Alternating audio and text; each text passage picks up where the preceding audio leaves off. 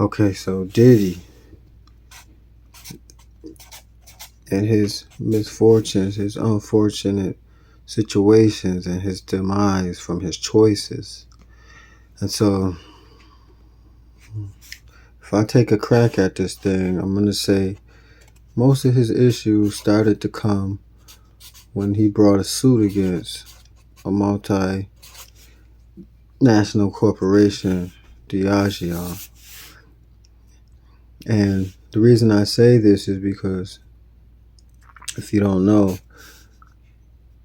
Diageo is headquartered in London, right?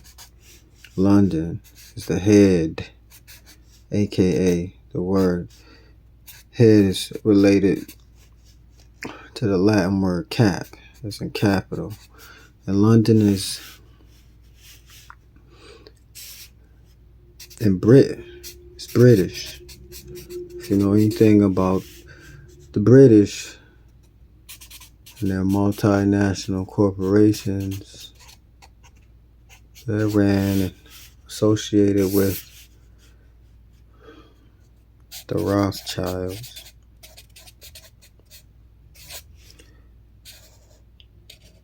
Yep, the Red Shield. British is the crown. The crown is the queen. And so if you're going to bring a suit, you should at least know who you're bringing a suit with, Diddy. Because the Rothschild is banking, big banking, one of the original families, the 13 families of the Illuminati. And how do you know this?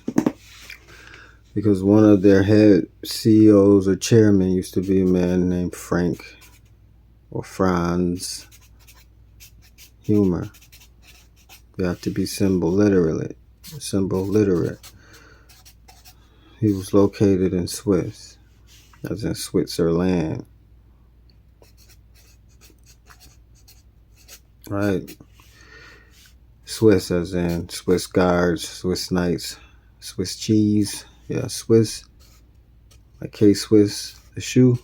If you look at their symbol, it's a red shield, like the Salvation Army. So if you look up Diddy in May,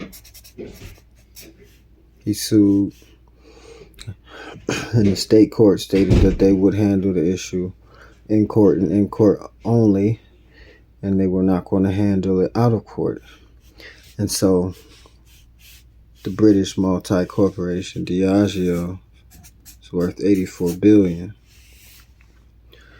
And so this happened in May, and then from that time in May to November, that's when the allegations, the smear campaign evolved. And he was set up. But he was set up by his own choice and his own demise, because if you're going to sue the crown and you're going to sue the Rothschild, you should know the arm and the outreach that you're boxing against, which I'm assuming he let his ego and his emotional decisions drive him to try to bring suit against the crown.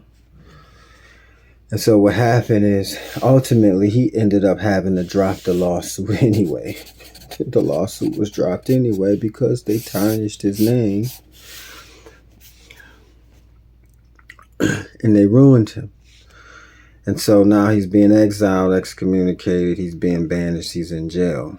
Because like I said, Diageo is headquartered in London, and London is the crown. The crown is the queen, and the queen is the Rothschilds. Their symbols are red shields, and shields are about defense and protection, and you better believe they're going to protect their assets.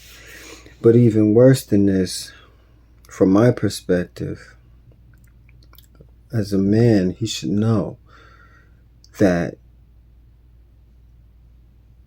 if you're going to play chess, you should make the right move. And it's not the right move to sue someone that you made a contract with. What do I mean, right?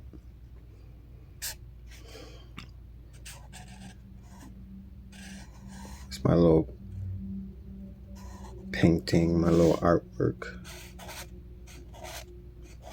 He made a pact with them, right? And if you're going to make a pact with them,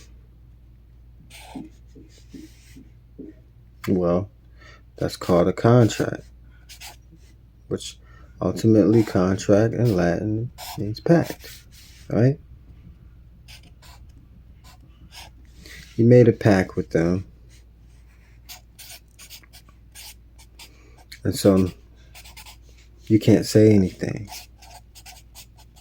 especially when you know that your hands has been dirty, because I'm sure they didn't say anything when they knew what you did in 2005. I'm sure they didn't say anything when they knew what you did in 2006. And so your $1 billion versus their $84 billion company, how do you think it's going to go? Right? As they always say, it's chess, it's not checkers. Well, guess what?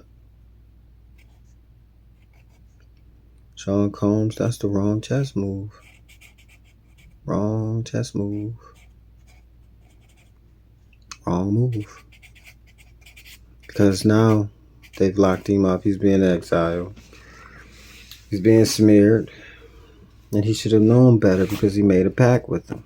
Right? Word contract in Latin means pact. When you make a pact with somebody, you shake hands and you do business deals. And so they may or may not owe him any money, but it's a time in life when intellect and wisdom trumps just being smart. Wisdom trumps being able to score 1400 or do well on an IQ test. You should know that if you're going to do dirt and you're going to try to clean someone else's house, you should know if your house is clean, right? Once you look up this Bible verse, Matthew 7, 3 through 5, and it says, if you're going to clean the speck and the plank out of somebody's eye, you're going to clean the speck, a crust out somebody's eye, you better clean the speck and the crust and the plank out your own eye before you can see the speck and the crust in your brother's eye. And see, he didn't do that. He was involved in all sorts of negativity, scandals, conspiracies. And so he tried to bring a suit against the lords of London. And that's where his trouble is coming from. So now that he's locked up, they don't need his... What can he offer them? He can't offer them anything. They already have all the money. Right?